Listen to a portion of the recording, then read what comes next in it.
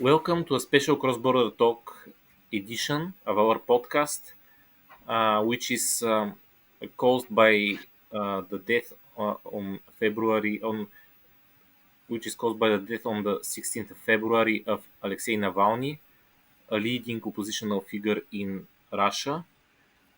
We are going to discuss and reflect on what does his death mean, and we are going once again to discuss about Russian society with our two co-founding editors of Cross Border Talks, Veronika Salminen and Malgorzata Kulbaczewska, who are uh, knowledgeable on Russian issues and certainly have a lot to tell us. Um, Let us start with first issue, which maybe will be some kind of introduction to the situation. My question to Veronika: what should we know about Navalny, and how should we remember his figure, his life, and his contribution? Yes, hello everybody. I will maybe not say how should be remembered because it's not up to me to say. I think it's up to the Russian society and the global society. But I would try to sum up his political profile. I think Navalny is most probably most known opposition leader in recent Russia. One of the most known figure, which was really openly standing against the current regime of Vladimir Putin. And he has quite of interesting career behind. He is definitely not this kind of Western straightforward liberal, or liberal as we imagine it very often in Europe. He had actually very diverse career before he became the main, let's say, main opposition leader in Russia. And he first started as a politician or being involved in politics in Yabloko, which probably you know. It's one of the most known liberal party in Russia, still existing, but unfortunately for many years already very marginal.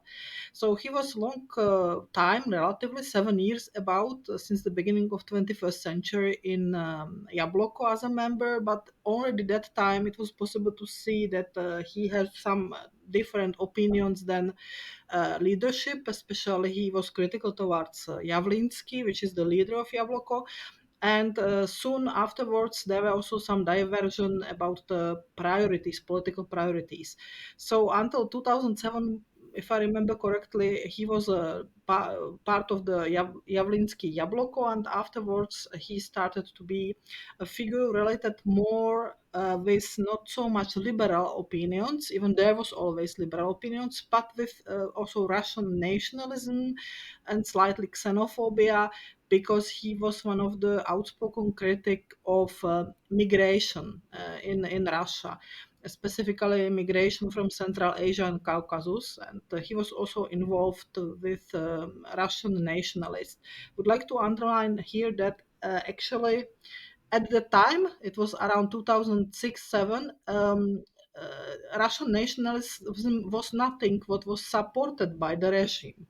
Actually, at the time, the biggest amount of political prisoners in Russia were actually Russian nationalists. And you have to understand why Russian nationalism is not supported or was not supported, because it is endangering, the stability of Russia. Because when you start to have, the motto Russia to Russians, you have a society and state which is multi-ethnic, and you are causing the problems. So this is just to say that he had very diverse, we can say even illiberal opinions, but of course every politician is evolving, and Navalny was also evolving. Around 2011-12, when we have the first open opposition against return of Putin to the presidency, Navalny at that time was already having profile as a anti-corruption politician, anti-corruption opposition leader. He was very known for criticizing United Russia, governing party in Russia, for corruption.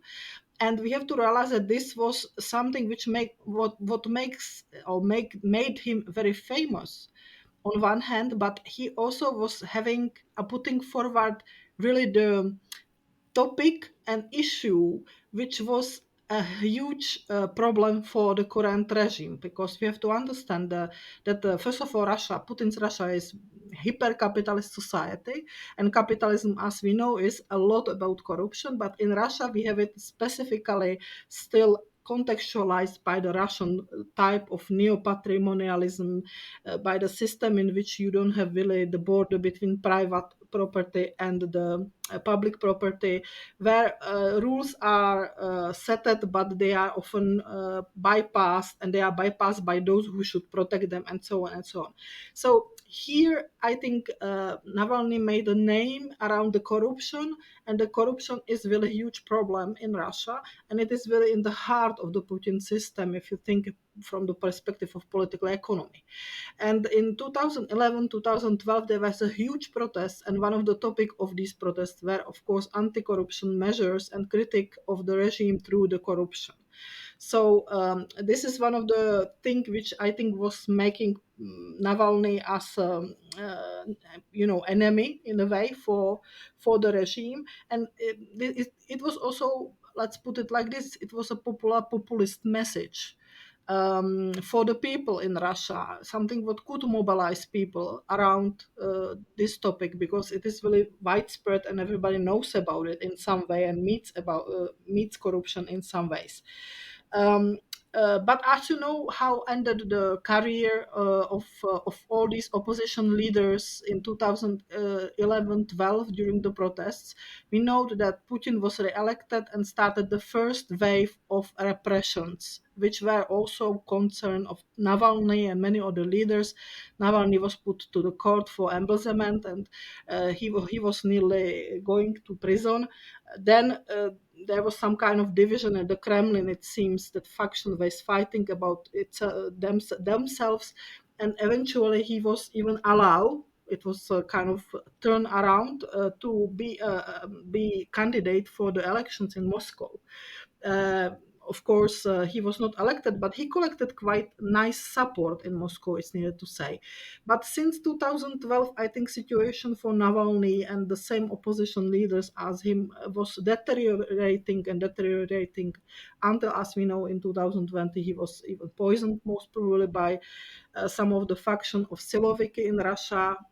And unfortunately, when he returned to Russia after Germans staying in Germany in the hospital, we know that all these threats which were over him because of his opposition activities related to the different cases which Russian judicial system opened against him became for him way how he ended as a political prisoner in the prison.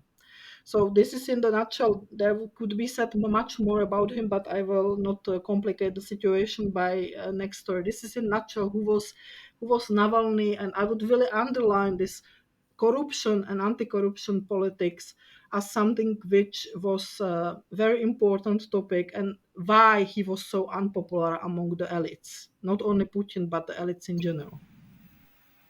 Okay, you mentioned that he got a good score at local elections in Moscow, and perhaps he had some social base. I want to ask Malgorzata about that.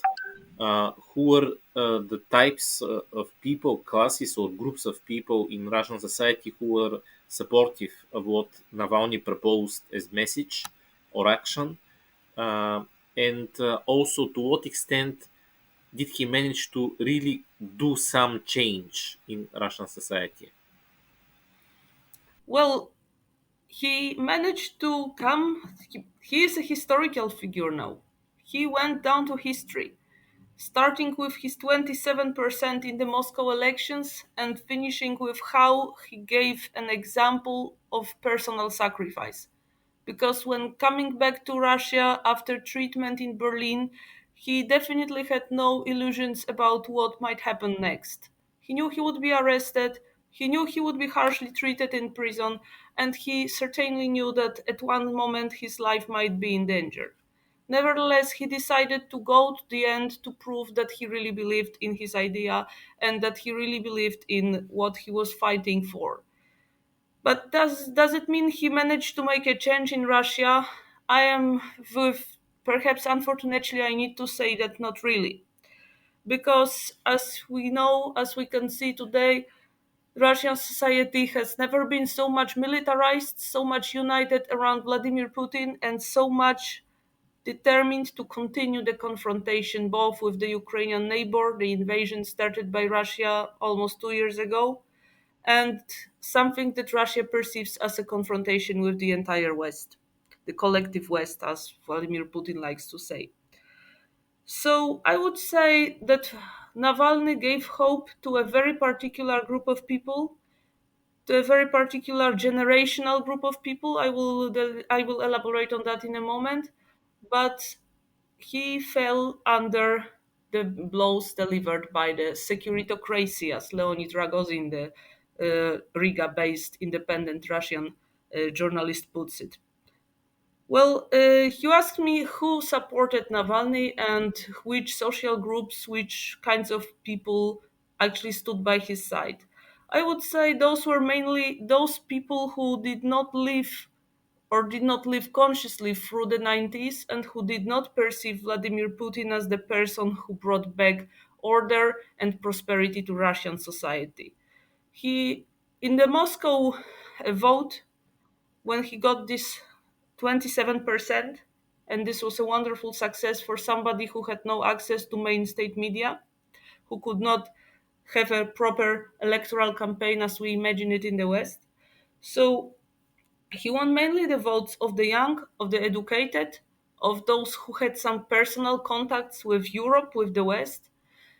So people who believed that Russia could actually keep reforming and could become a democracy Western style. People who for whom democracy, transparency and anti-corruption were not only empty words. In other words, people who hoped for more transformation of Russia and who hoped that this could be possible. However, most of the Russian society, as we see it in the end, did not really feel it was possible. I mean, the repressions prevailed, and for most of people, the fear that what became better under Putin could be taken away from them was stronger than the belief that there could be a change or there could be further evolution of Russia. We need to remember that the 90s were indeed a traumatizing period in the Russian history when millions of people were virtually thrown into poverty because of this horribly unjust transition that was taking place in Russia then, because of the mass theft of the what used to be the state-owned property, and because of how the oligarchs amassed their wealth at the expense of everyone else in Russia. So I would say for older generations and from people from outside the biggest cities who were the worst hit in the 90s, it just was not worth risking. They preferred stability and relative prosperity that was brought back by the system, even though it meant no democracy. And here we need to remember that for that democracy of the 90s was not some gold time period that the Russians regret. As I said, it was marked with poverty, it was marked by a sudden rise of inequalities. So really, relatively few Russians can really say that with the destruction of the democratic structures, they really lost something on the personal and economical level. Navalny therefore had mainly the support of the young, of the educated, of those who did not really feel that they owed something to Putin, who felt that Russia could evolve and could go forward ahead. But it was, as we see right now, it was too little to make a substantial change, given how determined was the other side, so the Putin camp, the Siloviki, the rest of the oligarchs who are favorable to Putin, how much they were determined to keep the power firmly in their hands. Okay, Malgorzata, you mentioned the word hope with regards to Navalny, that he gave hope to some specific social groups in Russian society. And I add to that that many of the reactions in Europe, for example, on social media after his death are that the light or the hope has gone away for Russia together with Navalny's death. I want to ask both of you, to what extent do you agree with this statement that hope or light is gone in Russian society now, um, and also to build a little bit on that because this idea of hope or change, it is related to the understanding that Russian society can be somehow modernized, Europeanized, or corrected, if you wish. Um, can Russia be changed for the better, in your view? So I will start the answer. Well, this is a very difficult question. Malgorzata just mentioned that the supporters of Navalny was a particular class of Russians, particular group of Russians in the Russian society, and we really have to admit that the support for ideas he was representing in Russia is and have been always very very slight. There is really the majority of Russians are in one way or another supporting the current regime, and it can be active or passive support. Very often it is passive support, by the way, and it's given by this belief in any kind of possible change, this belief that we will change something and we will end us in the 1990s, exactly how Malgorzata was telling. They are afraid of that they will lose this bit they have. So I believe strongly that Russia must change itself, that it must be the Russians who do it, and it's not up to West paternalize, say to Russians how they should be and what they should do, because it doesn't work. We can see it doesn't work, and this kind of all Western support behind Navalny case and behind Navalny. By the way, many months he was in a prison and nobody was even interested what is going on with him. Only if you really observe the Russian media, mostly the opposition media, you knew how many times he was in isolator, so called, in the shoe as it's called, and how many times he was there and what was going on with him. So this Western support behind him, these words about light and hope and so on and so on, I think they are misplaced. This is not up to them to tell these things about the future of Russia, and very often they do it in the way which I think it's not helping people like Navalny at home, to fight their fight, because this regime is based on the fact that West wants to intervene in the Russian domestic affairs and wants to destroy independence of Russia and so on and so on.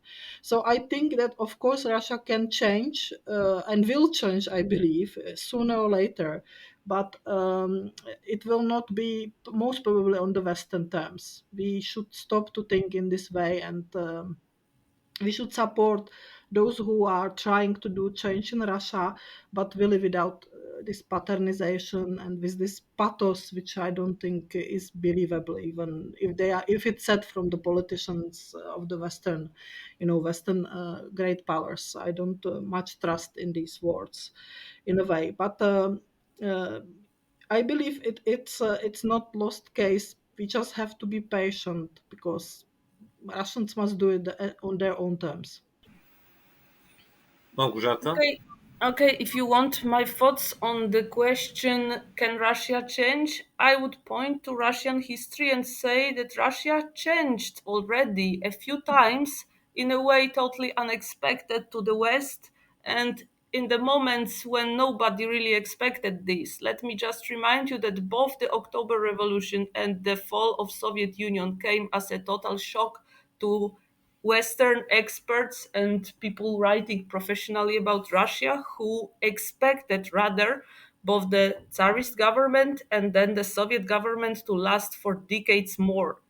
So perhaps we can also expect that the Russians will be able again to change the system, even though right now the system seems very strong, very determined not to be disintegrated, and absolutely ruthless in fighting the opposition. But as Veronika said, this change will be done by the Russians themselves. Also because of the great mistrust with which right now in Russia anything coming from the West is treated. There is this narrative coming from above, from Putin, that Russia is on war with the West as a whole and that this existential war has been going on for centuries, not only decades, but centuries. And that this war has a civilizational roots in the division between Catholicism and Eastern Orthodoxy. Therefore, Anything coming from the West right now will be treated with mistrust, and people trying to preach Western ideas in their pure form will be also met with mistrust by their compatriots. But can Russia change? Yes, I believe they can do the change. They proved that they can do the change even in the unfavorable conditions. And we know from Russian history that there were always moments of repressions. There were a lot of moments of repressions. And again, new generations of the fighters were emerging. Veronica mentioned something which I want also to discuss, both of you. Um, Practically, Navalny was weaponized. He was seen as a banner by both people who support him and people who oppose him. What are your thoughts about this weaponization, this use of Navalny as some kind of a uh, weapon against the enemy, let's say, or in some in support of some group of people? To what extent it helped, and to what extent it created problems for his own fight, which I understand you see as meaningful. Oh, if I may, just I would like to react to what you had said previously about the light which disappeared from Russia. I would like to mention at this moment that it is a totally unjust also towards other Russian dissenters who are still in prison, who are still alive, who are still serving their sentences. And while they were most probably not so recognizable for the Western people, they also did the great things. They also stood up to fight. And saying that with the death of Alexei Navalny, even though he was the most recognizable person, the light is over. It is absolutely unjust also towards those other political prisoners in both Russia and Belarus, by the way. And when you speak about weaponization, well, I think the case is complex here. It is not only that Navalny was weaponized by someone else, it was somehow his own decision to be the head of the movement, to be the face of the movement, to be the person who is recognized as the one who denounces corruption, who points out how to points out Putin palaces in Gelendzhik, for example, who shows the videos and the recorded conversations. So he deliberately made a face of protest out of himself, and I'm sure he understood what the consequences would be. If you mean weaponization by the West and how much it helped, well, we can actually only speculate on that because there are no very credible opinion polls from Russia, and we cannot judge the feelings of the Russian society by those signals or informations that come out of there. So we can't really say if getting this position of the most recognizable opposition figure in the West actually made Navalny suspicious in the eyes of some people who could potentially become his supporters. Perhaps yes, perhaps some of them really felt that Navalny must be a figure that is somehow pushed forwards towards Russians by external forces, which is not welcome. But perhaps this was not a decisive factor, and I'm prone to say that it was not the decisive factor. Okay, No, Veronica. I would only build on this what Malgorzata is now saying. This is definitely true that we cannot say what was the perception of society of his role, and of the not only of his role but a role which he is or was playing and is still playing in the, let's say, Western narrative towards Russia. But we can for sure say that the regime, and now it's needed to say that regime works, he is self-reproducing. He lives in own bubble. The regime in Russia. So very often isolated from the society. So from the point of view regime, this Western support psychologically, simply psychologically, was giving to Siloviki and people who are for repressions. And I would like to point out that in the regime, there are not only people who are for this type of really harsh, repressive, coercive methods. There is different factions which are much more favoring, non-coercive methods to stay by power and maintain the status quo, because this is about it. The status quo has to be maintained. And I would like to still say that this status quo is even stronger than Mr. Putin. He is on the face of this status quo. But it's not everything in Russia. It's not only about Mr. Putin. So for this self-reproducing regime, the Western support, the way how West is dealing with Navalny, I think it is a strong message to to tighten the screws.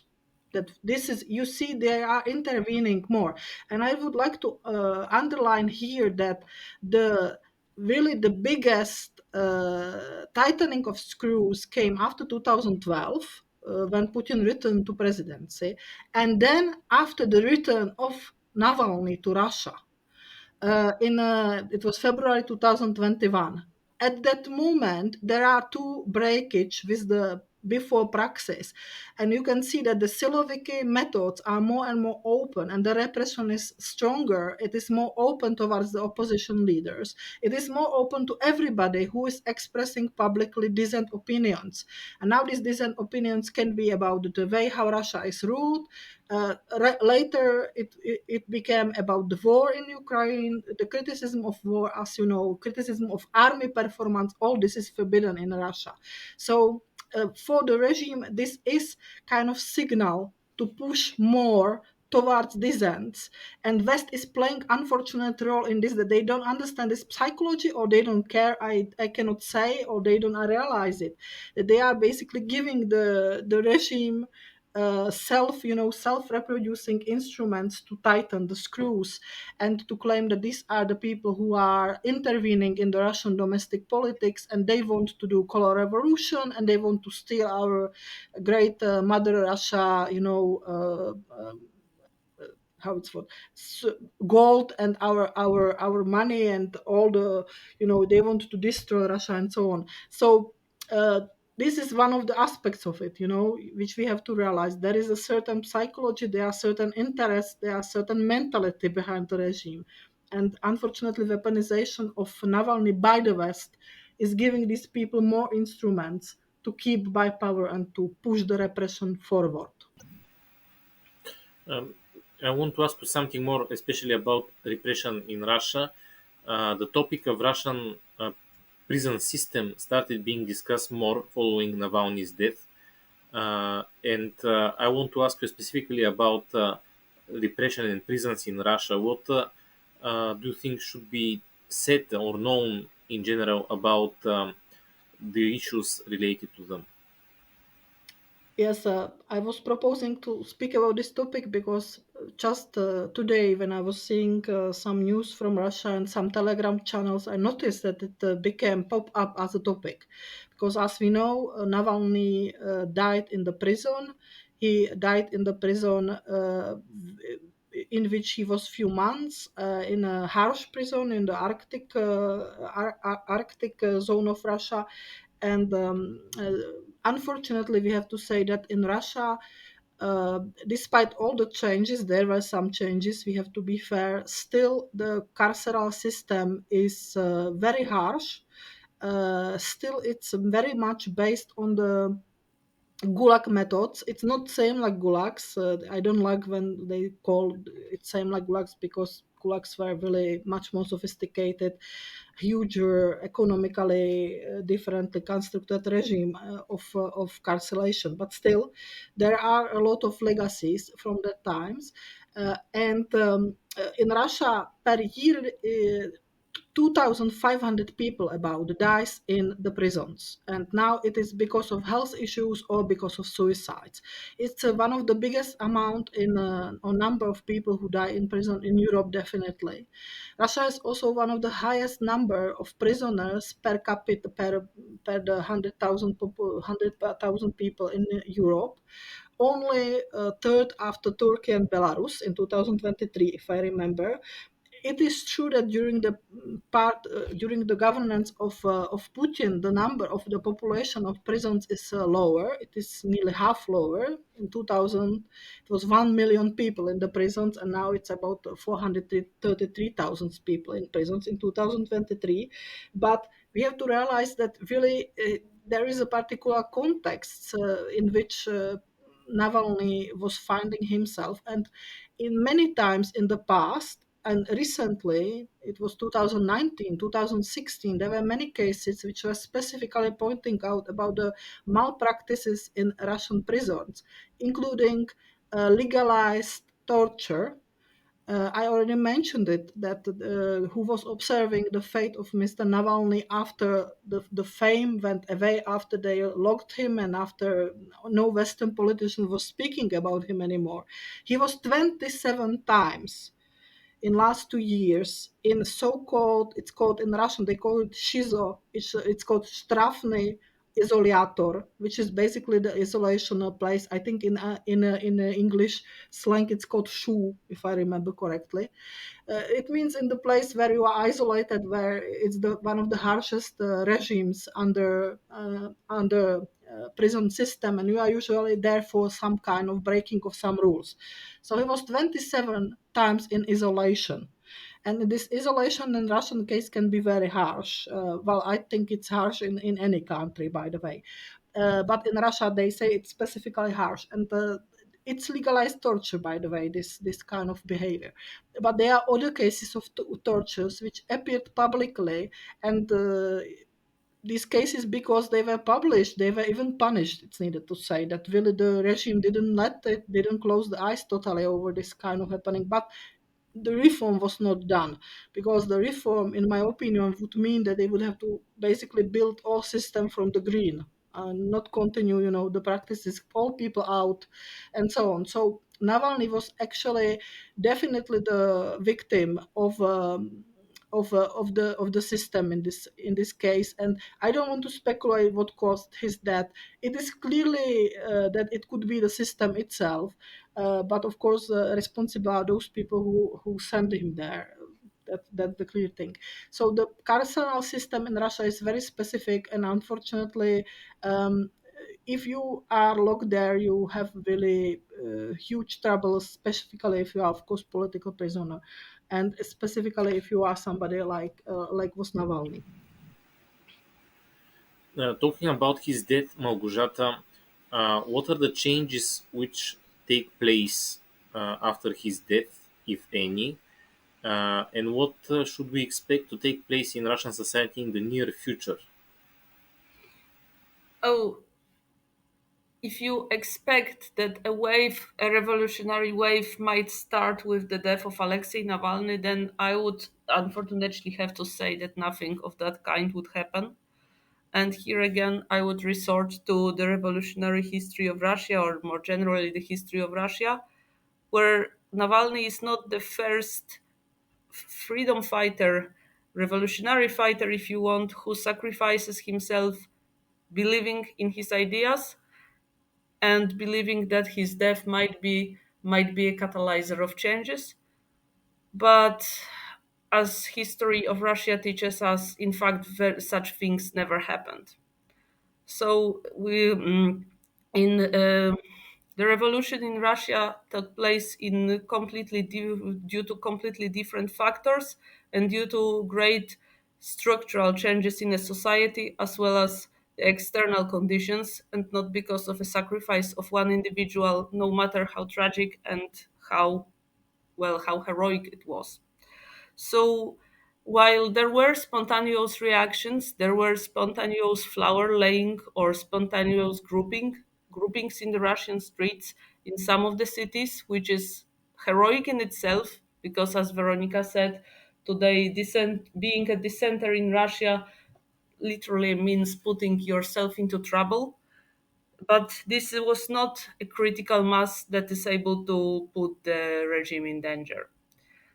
While we must be very cautious when talking about the feelings of the Russian society and the opinions that are widely shared in the Russian society, it seems that the topic which is number one in Russian society right now is the confrontation with Ukraine and with the West. And secondly, the, I would say, everyday problems, everyday issues related to work and life and survival in some cases, and the questions of corruption or the question of democratic institutions are not interesting anymore to the white masses of the society, if they ever were in the recent times. So they will, there are, I would say that for the anti government or a circle for people who stood against Putin's regime, this death is a blow, this death is a tragedy, but this is not a tragedy that could stimulate a protest movement. Right now there are no conditions for a protest movement in Russia, no conditions for a mass protest movement which would not be thwarted immediately by those who are in power. So I don't expect big changes right now or in upcoming time in Russia related to this particular tragedy of Alexei Navalny and the way he was treated by Russian carceral system. If a change is coming to Russia, and again I would say that generally I do believe there a change is possible, it would be related to something else. And most probably, if the new Russia is a democratic Russia, Navalny will be praised as one of the heroes by this new Russia. But right now, I don't expect any new protest movement emerging from this death. Okay, we spoke a lot about change, Russia, and also a bit about expectations or role which Europe or the West, our region, let's say, plays or could play in that. I want to end with a question to both of you. We see how there is continuous stigmatization and repression against the people who fight for change, not only in Russia but in many different countries or zones which are beyond the center of the international capitalist system. And there is a tendency that the national governments labels these people or groups or organizations as foreign agents. In other words, uh, is something which is foreign or strange or anti local traditions or local society. And at the same time, we see how such people or organizations are weaponized by the West. So, what is the future of the relations between the center and the zones beyond it? When we have so much sanctions, cancellation, repression, uh, between the different between center and periphery, let's say, and how center and periphery keep some grade of engagement in this world in which we are already part of, and in which we see how huge countries or huge areas try to switch off, to close themselves very much, and see any opposition inside them as being sponsored by evil West. Yeah, you have asked so complex questions that I am not sure I can answer everything, but Malgorzata can take over from me. Um, you know what? First of all, we have to realize that what does it mean that there is increasing repression in Russia and beyond? No, it means that those who are doing this repression, who are initiating this repression, are losing their legitimacy. This is the important thing. At the moment, you have enough legitimacy. You don't need to use so much repression. More you are getting in trouble with legitimacy, and now it's clear in Russia, it's clear, by the way, in the West, and it's clear in other regimes. More you use the instruments which are repressive. That means physical repressive or censor and auto censor, different way of how to repress dissent. This is important to realize, and I think we are at the stage now when a lot of things structurally in the world is changing. There is changing. One of the things which is changing is that the position of the key Western players like United States is uh, less stronger than it used to be, and it is having particular, of course, impacts on the whole system. In the core, a lot of there is a lot of troubles in the core, and there is always the reaction in the periphery, and this reaction is very often about the searching of some kind of alternatives, and now it can be positive or negative alternatives. You can see a lot of negative alternatives which are connected with, not just the globalization, which I think it's in a way positive development, because it will be more ecological and more, better functioning world, I would say. But with the reaction, I mean political reaction, with the open conservatism, this kind of like there is no perspective other than return back to some traditions which people believe they are still alive. These traditions are not alive, and so on. Russia is part of this story. I think in many things Russia is part of the story. This is very often forgotten, or nobody wants to really admit that the many issues which Russia is having are issues which we are having in the West, and they are not caused by Russia. They are not caused, in the West by Russia, and in Russia by the West, by the fact that we are so interconnected for so many centuries, and the globalization caused this interconnection even more stronger. So I would say that these structure changes, which are most probably also causing the legitimacy crisis in the core, and in Russia, different ways, of course, in different contexts, are very important for understanding what is going on. But of course, we are also in the situation which I would call, kind of interregnum, like Gramsci called it, that we are in the situation where there is something new is born, but we still are not clear about what is it, and all these old ways of thinking are popping up and returning as a kind of answer which is false answer. So I don't know if I could answer on this question, because it's a really complex question, but I would say that this is how to understand what's going on. And I would still underline one thing, that really the repression of dissent is not only in Russia these days. It's not only in the peripheral countries, in some so-called third world. It's also unfortunately happening in the West now, with all these talks about disinformation and all these different way of repressions, which are also part of the story, part of the fact that we are globalized, we are interconnected, and there is crisis of legitimacy of the system. And this is what is giving birth to all these problems. So it's needed to say that sometimes it's the stigmatization is just way how to externalize own problems somewhere else. We, like in the West, externalize problems, say it's Russia, it's Putin who causes these problems, but actually it's just the escape from the problems by other way. Okay, thank you very much, Veronika, for your last remark, because it is what I wanted to point out as well.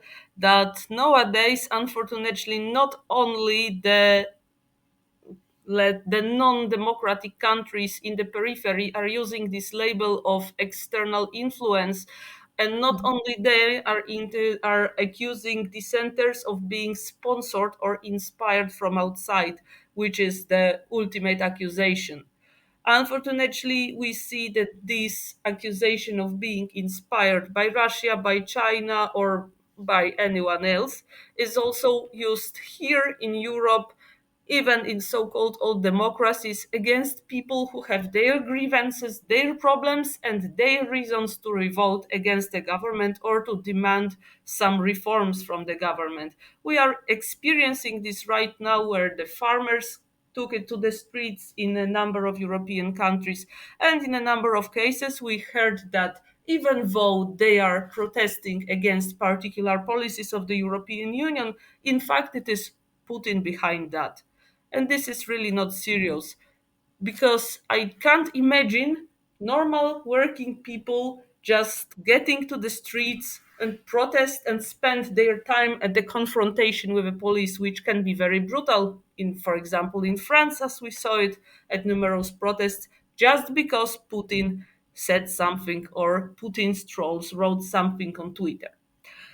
Well, and coming back to your questions about how what happens to the periphery and the center in this new relation, in this new situation, I think that Veronica is also right to say that We don't know what is being born, but indeed there is something emerging, and we still don't know what will be.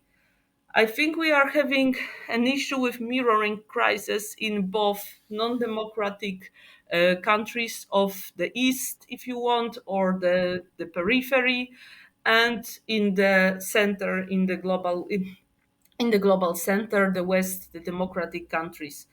There is of course, the crisis of legitimacy has different roots in both groups of countries, but in the end, it ends up quite similar in the West, as we can see in the polls before the European elections.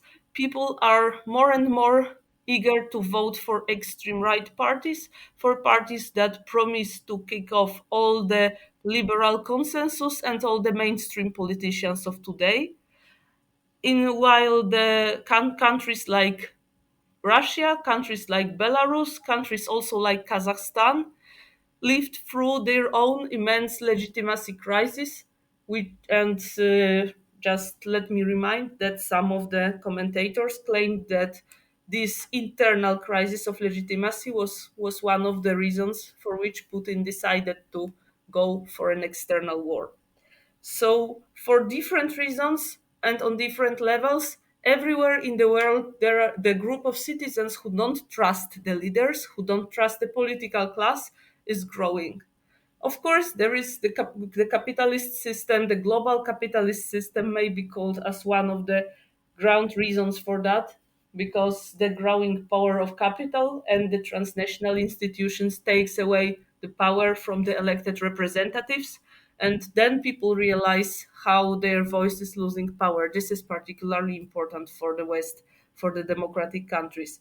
But also, international capitalism is also limiting the capacities of the oligarchies of the authoritarian countries to ensure some level of prosperity for the society, to win or to buy social calm. And therefore, these authoritarian elites also resort to different kind of repressions to stay in power anyway. Well, so I think that the fact that we are living in a crisis times is the most important lessons we need to remember. We went quite far away from Alexei Navalny and his personal tragedy, but I think that he was aware of that as well. Yes, thank you both of you for this cross-border talk about not only the life, not only the death of Alexei Navalny, but also about greater meaning of his life and fight, and the idea of change in a country like Russia or even everywhere.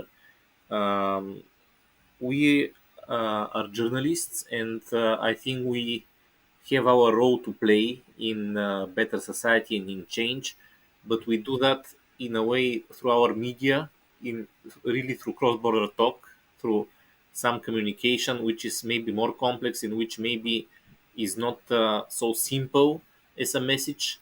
I remember the 1984 novel of George Orwell, where there were these 5 minutes of hatred, if you remember them as well, where people were encouraged to unleash all their frustration against some enemy, which was maybe also constantly changing.